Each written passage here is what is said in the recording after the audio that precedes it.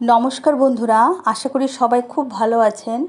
आज के एकदम एक पातला माछेर झोलेर रेसिपि आपनादेर साथे शेयर करछि।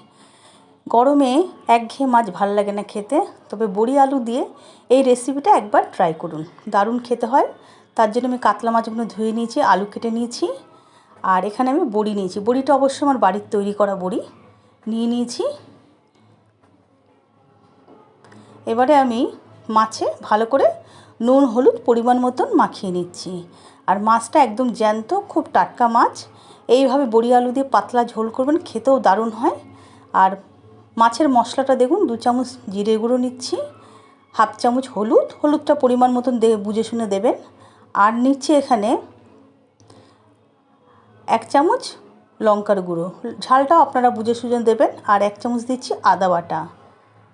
আর দেবো এখানে 1 চামচ টমেটো সস। আমি এখানে টমেটো দিচ্ছি না, এখনকার টমেটো এতটাই খারাপ যে ভীষণ শক্ত থাকে, মাছের সাথে মেশে না, তাই জন্য আমি টমেটো সস আমি ব্যবহার করি। গ্যাস ধরিয়ে সর্ষের তেল গরম করে নিলাম। দেখুন বন্ধুরা, এবার আমি প্রথমে বড়ি কটা ভেজে তুলে নিচ্ছি। আপনারা এইভাবে বড়ি যদি বাড়িতে তৈরি না থাকে, আপনারা বাজারে কিনতে পাওয়া বড়ি, সেই বড়ি দিয়েও করতে পারেন। এবার মাছগুলো আমি একে একে খুব ভালো করে লাল করে ভেজে তুলে নিচ্ছি। এই মাছের ঝোলটা এতটাই ভালো টেস্ট হয় খেতে, পুরো জ্যান্ত মাছ। আর পাতলা ঝোল করবেন গরমের মধ্যে, একদম অল্প তেল মশলা দিয়ে দারুণ একটা মাছের ঝোল, আর তাড়াতাড়ি হয়ে যায় রান্না। এবার আরেকটু সর্ষের তেল দিয়ে তাতে সাদা জিরে তেজপাতা ফোড়ন দিয়ে আমি আলুগুলো সব দিয়ে দিচ্ছি। আলুগুলো দিয়ে আলুগুলো একটু বেশ ভালো করে 2 মিনিট ভেজে নেব। এইভাবে বন্ধুরা আপনারাও ভেজে নেবেন। দেখুন আলুগুলো একটু লাল হয়ে গেছে ভাজা। এবার আমি যে মশলাটা বাটিতে গুলে রেখেছিলাম সেটা দিয়ে দিয়ে আর বাটিটা একটু ধুয়ে জল দিয়ে দিয়েছি। এইভাবে মশলাটা ভালো করে কষবেন, আর পরিমাণ মতো নুনটা দেবেন। নুনটা যেহেতু আমি আগে দিইনি, দিয়ে এবারে খুব ভালো করে কষে 4-5টা কাঁচা লঙ্কা ওপর থেকে চিড়ে দিয়ে দেবেন। যে যেরকম ঝাল খাবেন সেই বুঝে ঝালটা দেবেন। দেখুন কালারটা কি দারুণ এসছে মাছের ঝোলের। ঠিক এইভাবে মাছের ঝোলটা আলুটা কষিয়ে নেবেন। আর একদম কম তেল মশলা, আর খুব তাড়াতাড়ি হয়ে যায়, আর খেতেও দারুণ টেস্ট হয় বন্ধুরা। একবার এইভাবে বড়ি আলু দিয়ে মাছের ঝোল করবেন। জ্যান্ত যদি কাতলা মাছ হয় তাহলে তো দারুণ হবে, কোনো কথাই হবে না। দেখুন পুরো তেল বেরিয়ে এসছে, আমার মশলাটা পুরো কষানো হয়ে গেছে। এবার আমি এর মধ্যে পরিমাণ মতন জল দিয়ে দেবো। যেহেতু পাতলা ঝোল করো মাছের, তাই জলটা একটু বেশিই দেবো। আর এই মাছের ঝোল দিয়ে ভাত খেতে খুব ভালো লাগবে।